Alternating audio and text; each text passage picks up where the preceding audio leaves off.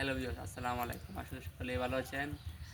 অনেক দিন পর আপনার সামনে একটা ভিডিও নিয়ে আসলাম। সেটা হলো যে মুরগির ক্ষেত্রে অনেক সময় যে মুরগির বিভিন্ন খাদ্য জমা হয়ে থাকে, হজম শক্তি কমে যায়। তার জন্য কী কী করণীয় তা আজকে আপনাদেরকে জানাবো। অবশ্যই আপনারা আমাকে ফলো করবেন এবং সাবস্ক্রাইব করে রাখবেন ইউটিউব চ্যানেলটি, এবং আপনার জন্য নতুন নতুন ভিডিও পেতে সবার আগে আপনারা ভিডিওটি পাবেন। ইনশাআল্লাহ আপনারা দেখাবো এখন কীভাবে কী করতে হয়। সেই মুরগির ক্ষেত্রে আপনার যেটা করতে হবে, আপনার খাওয়াতে হবে প্রথমে একটা প্যারাসিটামল বড়ি।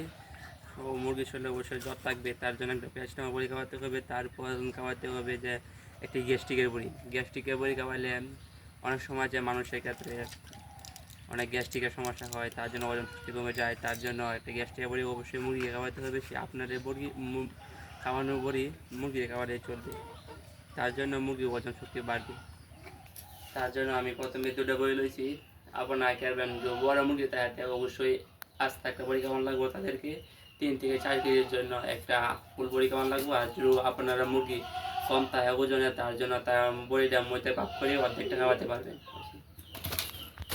দেখেন সেই ক্ষেত্রে আমার মুরগিটার ওজন 4 থেকে 5 কেজি হবে মুরগটার ওজন, তাই আমি এই মুরগটাকে একটু আস্তা বড়ি খাওয়া দিব, যার জন্য ওজন শক্তি বাড়বে। দেখেন আপনারা দেখতে পাচ্ছেন যে একটু ফুলে রয়েছে খাবারে, ওজন শক্তি হচ্ছে না। এই খাবার লেবাতে তার ওজন শক্তি বাড়বে এবং মূত্রটা ঠিক হয়ে যাবে। তার জন্য আমাদেরকে একটি ফুলবড়ি খাওয়াতে হবে।